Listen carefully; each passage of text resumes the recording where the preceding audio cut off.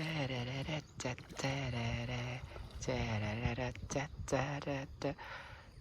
บรรยากาศดีขนาดครึมฟ้าครึมฝนยามเช้าสวัสดีจ้าสบายดีพี่เราสวัสดีสุขุสุขค่ะสวัสดีนะจ๊ะสวัสดีตอนเช้าต่อตี 5:30แล้วกันนะจ๊ะ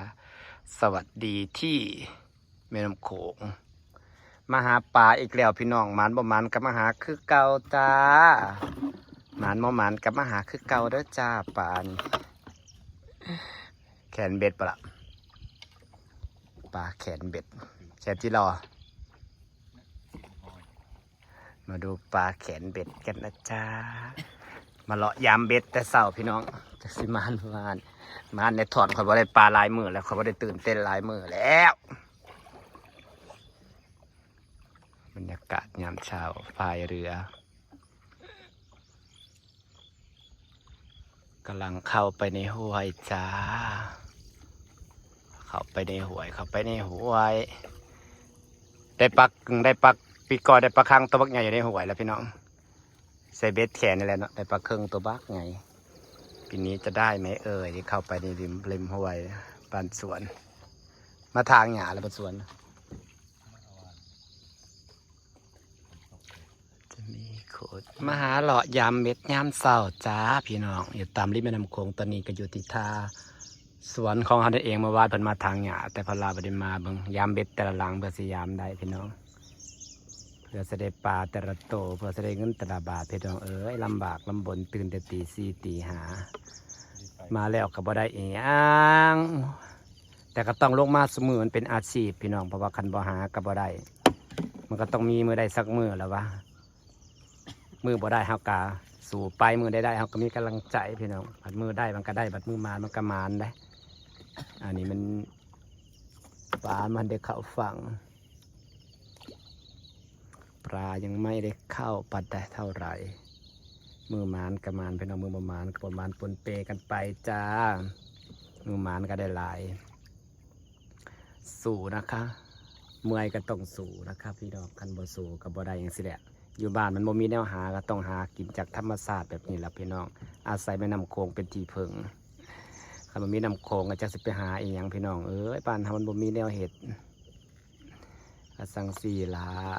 เพื่อสาวหลอมขึ้นได้แต่ละหลังความมามือให้มือจุดไข่จุดโพงพอละพี่น้องปลาบ่เข้าไก่เห็ดไปเป็นอาชีพเห็ดสูมือสูเว้นอย่างสี่ละจะสู้เพื่อฟันสมรุปบ่ได้ตื่นเต้นมาหลายมือเลยถ้าพี่น้องมาเมื่อไรก็วางเปล่าถือไข่จักโตจักได้เด็ดทอน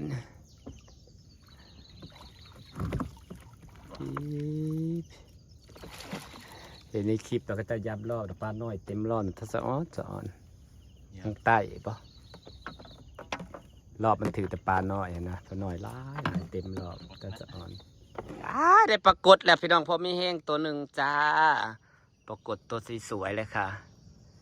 ตัวสวยแห้งปรากฏหน่อยถือค่อยๆแล้วหากระจมมาอยากได้ปลาใส่มันคือตุยวะเป็นตะปุอยู่นี่เด็ดจ้าได้ปลาไปแล้ว1 ตัวได้ปลาเคิงปิ่นไปหาวสันขี่หาวสันได้ปลาเคิงพุทธาได้ปรากฏหน่อยจ้ะเป็นตะเปาะอยู่เป็นตะซังตัวที่สองมาแล้วยังขังไปเลยค่ะ2 ตัวสวยๆโอ้ยมันนี่มันปรากฏอยู่ได้พี่น้อง2 ตัวสวยๆไปเลยค่ะ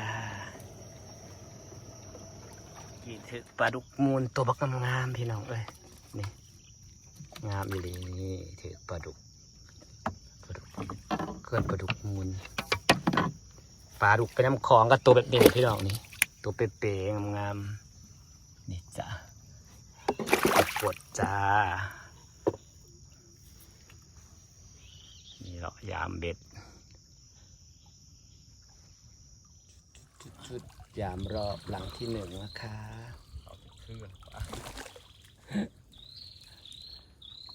โมเห็ดป่าอยู่รอบก็ได้โอ้ยยามเมื่อยเสียกำลังงมยามเบ็ดจะพี่น้องบ้างกำลังงมยามเบ็ดจะเบ็ดแขนเพิ่นถือปลานะไหม ปลาเข็งเขาจะได้ปลาเข็งมันน้ำคอนกินเห็นก็จะได้ปลาเข็งสั่งปลาเข็งมาเข็นบ่ได้ก็บ่ได้ปลาเข็งมันเลาะกูเบ็ดพี่น้องความลำบากพี่น้องหมุนป่าหาป่าหมุนป่าหาป่าแต่ก็บ่เห็นป่าจะถืออยู่ใส่ละป่าใส่เหงื่อจิโปมใส่เหงื่อจิหล่อเดี๋ยวพี่น้องไปหาขุดเพื่อสิได้ขุดมาแล้วก็มาใส่เบ็ดจ้ะแต่ก็บ่เห็นป่า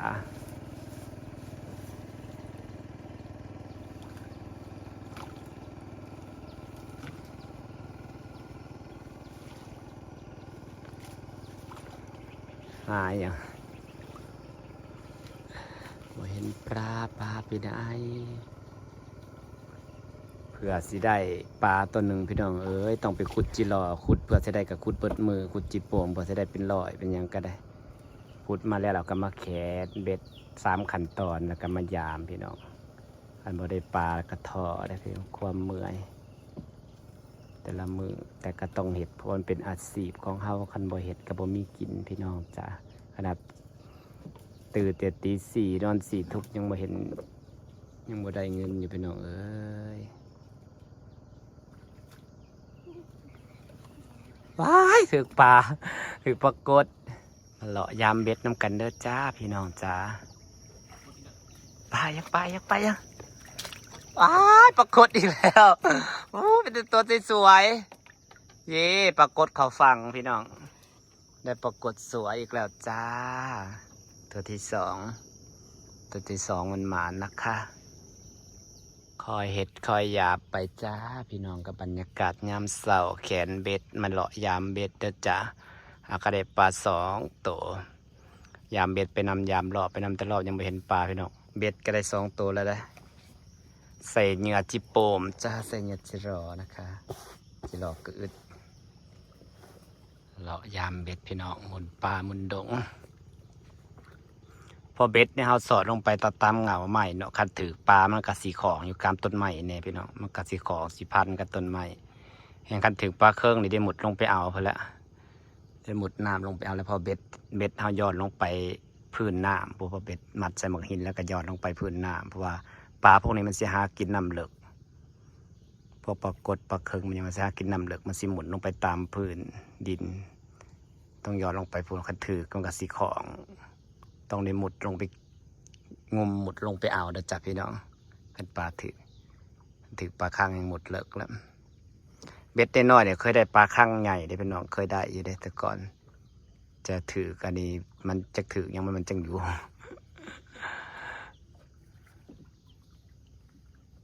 หมุนหาปลาจะหมุนหาปลาจ้าพวกบอลลอนจับเอาขึ้นมานะคะมันได้2 ตัวแล้วจ้ะ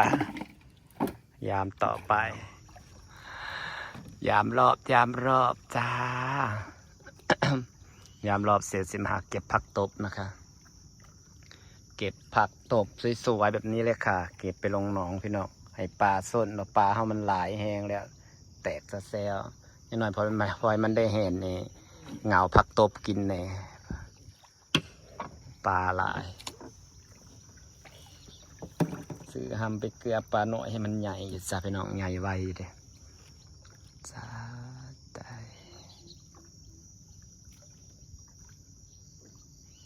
ยามรอบพี่น้องยังไม่เห็นปลาถึกรอบจึกตัวอยู่หรือจะเป็นรังนี้จ้า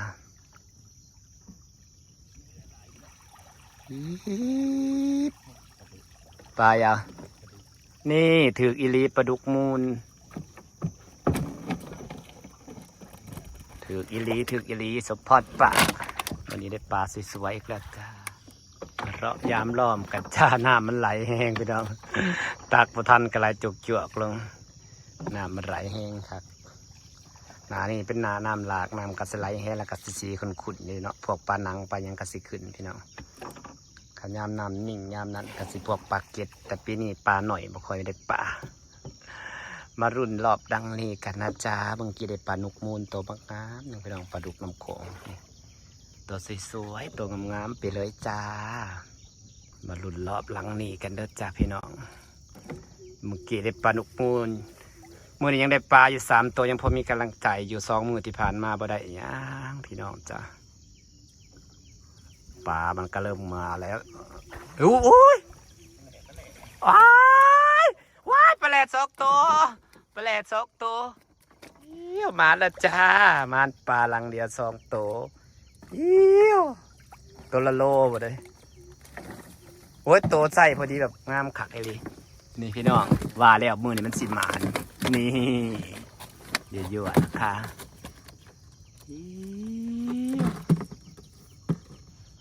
มันปลามันปลา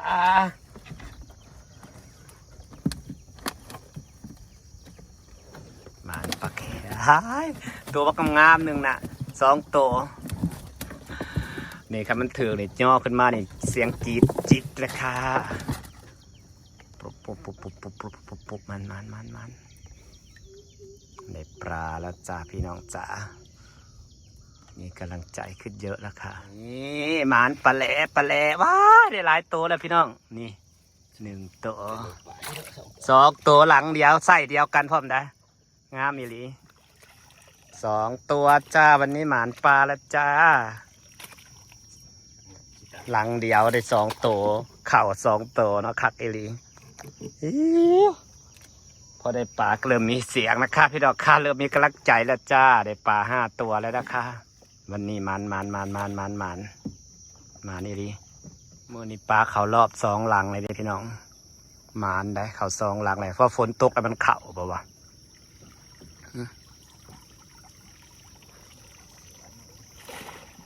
ฝนตกแล้วมันเข่าแล้วรอหลังต่อไปนะคะได้บ่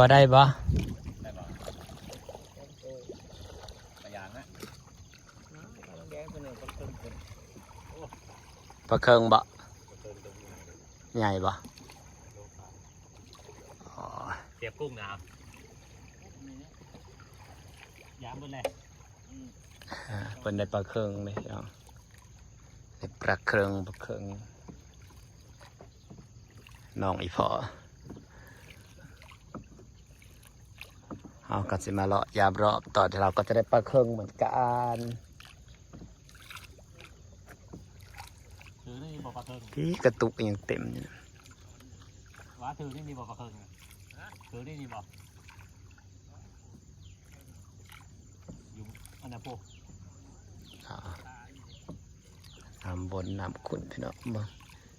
แถวขอบนี่ก็เสีย6 แน่เพราะหนาฝนเนี่ยยามลังได้ก็บ่มีปลาแต่ข้ายังไม่ได้ปลา5 ตัวแล้วจ้าได้ปลาดุกมูลได้ปลากด2แล้วก็หลัง1ได้ปลาแหล่2 ตัวเลยปกติปลาแหล่หายากในปีนี้ปลาแหล่เขาเบิดเลยยามเลาะเสร็จเราก็จะเก็บผักตบกลับบ้านนะครับเอาไปให้ปลาซ่อนปลาอยู่สิได้เมื่อเลยนะคะพี่น้องจ้าได้ปลาดุกปรากฏ3 ตัวสิฝากบรรยากาศไว้สักนิดเด้อจ้านี่ได้ปลานี่3 ตัวสวยๆเลยพี่น้องนี่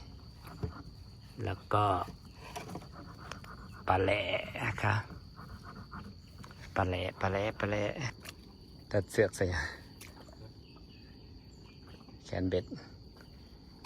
ดต่อแล้วได้ปลาแร่2 ตัวนี่ค่ะสิเลาะเก็บผักตบเมื่อนะคะสิฝากบรรยากาศไปซ้ำนี่นะจ๊ะพอกันคลิปหน้านะจ๊ะพี่น้องนี่ปลาแร่2 ตัวยั่วๆบรรยากาศไปซ้ำนี่นะจ๊ะขอบคุณทุกคนที่ยังติดตามนะจ๊ะสวัสดีจ้า